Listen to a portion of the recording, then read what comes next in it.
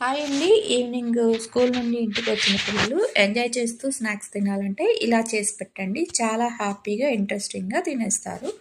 ఒక్కటి తినేవాళ్ళు 4 ఈజీగా తినేస్తారు. దీనికోసం అయితే ప్రాసెస్‌లోకి వెళ్ళిపోదాం వచ్చేయండి.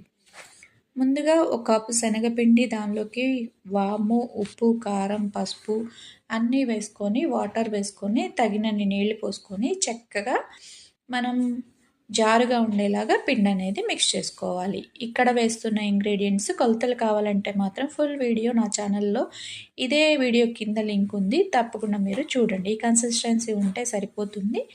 ఇక ఇక్కడ నేను 4 బ్రెడ్ స్లైసెస్ తీసుకొని ట్రయాంగిల్ షేప్‌లో కట్ చేసుకున్నాను. వాటిల్ని ఈ బ్యాటర్‌లో డిప్ చేసుకొని ఆయిల్‌లో వేసుకొని డీప్ ఫ్రై చేసుకోవాలి. ఒకవైపు కాలాక రెండో వైపు టర్న్ చేసుకొని చక్కగా ఫ్రై చేసుకొని హ్యాపీగా కెచప్‌తో సర్వ్ చేసుకుంటే ఎంతో టేస్టీగా ఉండే bread bajji ready. Thanks for watching.